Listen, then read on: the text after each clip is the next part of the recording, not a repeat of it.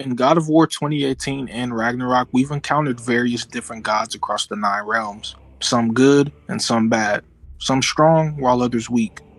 But how strong are these gods and where do they stack up against each other? To clear up any confusion about the title of the video, I won't be talking about every single Norse god in the game.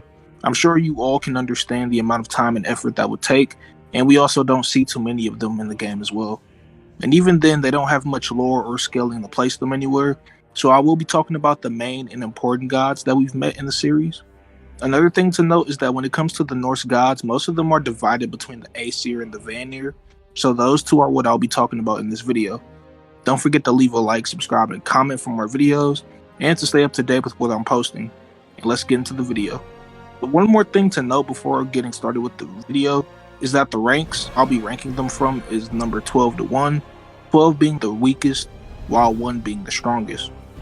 It'll be difficult to place certain characters in tiers because some of them don't have scaling to each other, or the game doesn't make it clear just how strong these characters actually are. And to make it easier on myself along with the scaling and what we've seen in the games, I will also be placing them based on my own opinion to compensate for a lack of feats and whatnot. I won't be including Kratos obviously because he is not a Norse god and would be near the top of the rankings as we would all know. And I will be including Atreus because he is a Norse god, so yeah. And guys, these rankings are my opinion, so please don't take this as objective. And if you have your own rankings or you disagree, you can talk about it down below in the comments. To start off at number 12, we have Mimir. Mimir is known as the smartest man alive, and that's pretty much it. We've never heard lore of him actually taking part in any battles. He's always usually just there to give insight or advice, and was even Odin's advisor at one point.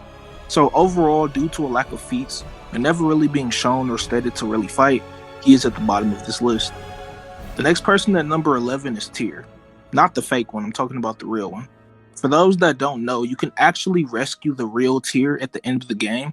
Although once you do, he just travels across the different realms and you can just talk to him casually. But in terms of his lore, he was known mainly as the Norse's god of war, traveling to many different pantheons, even outside of Norse mythology, to try and broker peace. He was shown in his murals to wield a spear, although we don't actually know if he used it often. Tyr, from what we can assume, fought to some extent, but not as much as others above him on this list.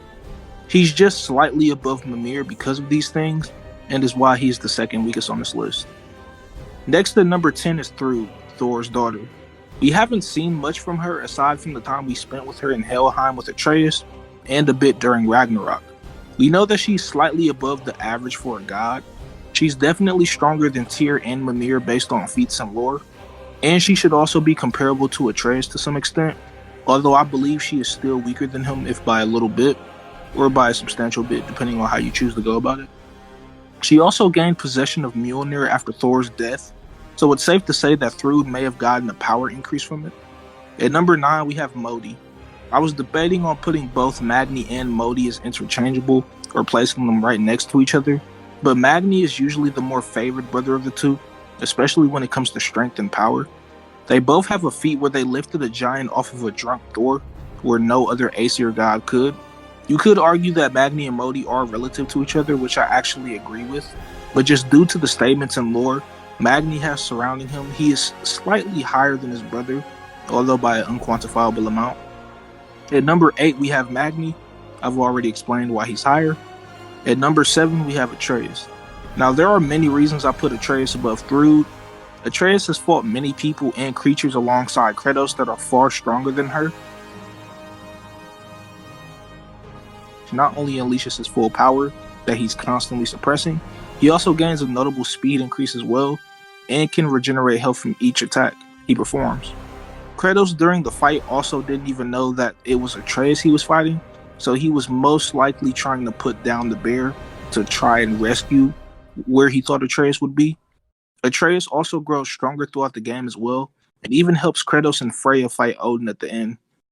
Kratos in his journal entry also says how Atreus is more stronger, more capable, and more adept compared to his God of War 2018 self. At number 6, we have Freyr, Freya's brother.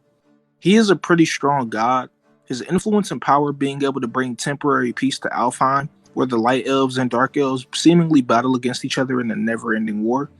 He was also stated to be burned alive by the Aesir and survived, and he was also able to temporarily hold back Ragnarok from destroying Asgard and possibly killing Kratos in game. Other than this, we don't really know too much about his strength or lore. We do know that he's somewhere slightly below Freya in terms of power, but that's really all I can really give him. And at number 5, we have Freya. Now, Freya in God of War Ragnarok, she got a crazy boost in power compared to herself in God of War 2018. In Ragnarok, she was shown battling against Kratos twice in the game. The first time, she was pressuring Kratos and forcing him to put effort into trying to stop her, all without killing her. And in the second battle, where she gets her wings back, she beats on Kratos pretty badly and has him by the throat ready to kill him. This is impressive because, again, even though Kratos isn't trying to kill her, he's still Kratos. And he has gotten stronger throughout the game up until this point as well, and even helps Kratos in battle against Nidhogg, which is a creature that can eat through Yggdrasil roots, and has children that were stated to devour all the 9 realms if left unchecked. We can also make the assumption that since she was comparable to Kratos in their fight, she could have also subdued Atreus in his bear form, just like Kratos did as well, and can even do some of the other feats Kratos has done, but that's all mere just speculation. But I'll leave that up for you all to decide in the comments down below. Now at number 4 and 3 are interchangeable, and these two are Balder and Heimdall. Now the reason I have Balder over Freya is simply because Freya wouldn't kill him. This isn't a video going over every character out of character or anything like that. I'm using what we've seen and what we know, especially in the lore and other things of such. And we know that in character, if Freya and Balder fought, like pretty much how they did in God of War 2018, Freya wouldn't try to kill him at all. And the reason why I have Balder and Heimdall as interchangeable is because I genuinely wouldn't know who is stronger than who, or who'd win in the fight. If Balder has his curse, which would be standard if we were using him in a versus battle, it's also arguable if Heimdall would fight Balder with mistletoe. We honestly don't know. But again, I'll leave these details up to you all in the comments. He'd pretty much be immune to anything Heimdall could do to him, while on the other hand, Balder wouldn't be able to hit Heimdall at all, because he reads people's moves by seeing their intentions. I'll let some characters explain here. Tell me of this power Heimdall wields. He sees the future. More like he reads the person, sees their intention. My intent will be to kill him. Knowing that will be no advantage. Brother, this is no one to underestimate. Any move you make, he'll have seen it coming. If you must face him, we need something else. An edge. Humor me? Very well. We will ask the dwarves. I have news. Oh. Did the Norns tell you how to get Atreus back? Do we have a plan? The Norns say Atreus will be killed by Heimdall. The plan is to kill Heimdall first. Oh, wow.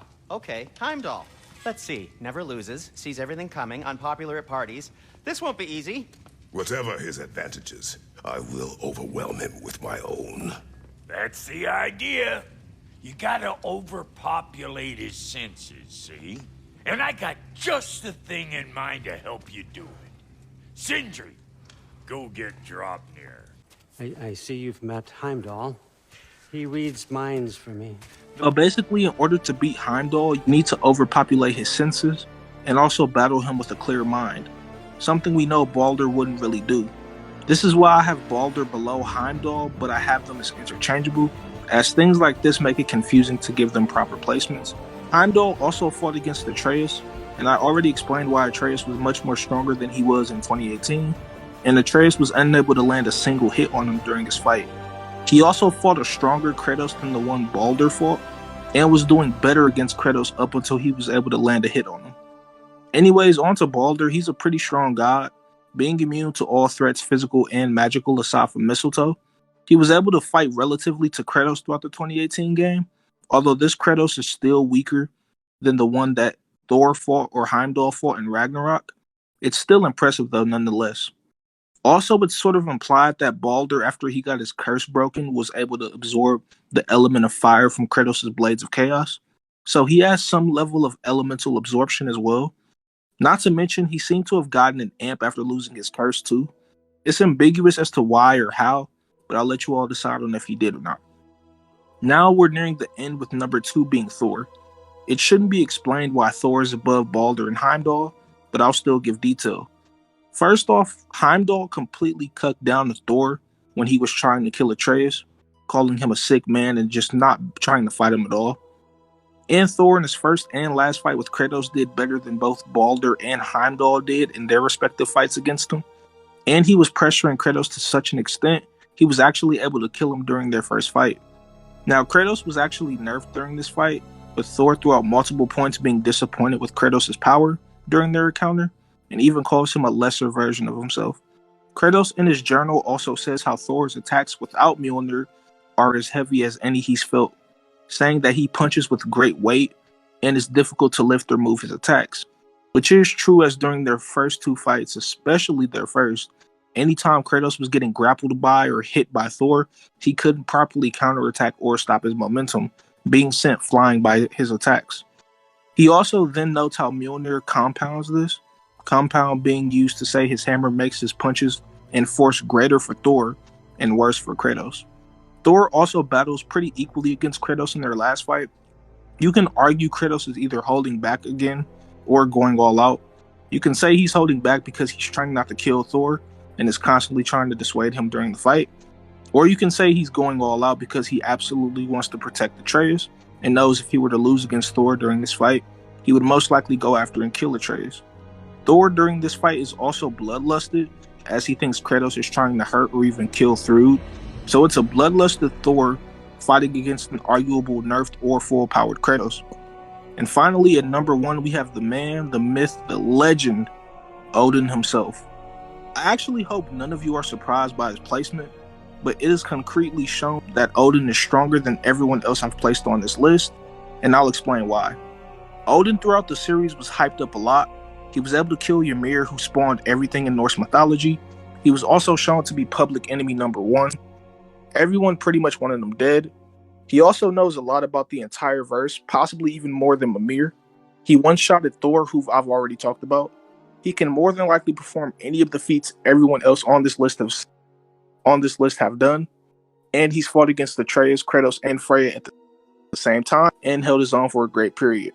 And that's the end of the rankings. I actually had a lot of fun researching and hope this was able to help you get a gauge of how strong these characters are.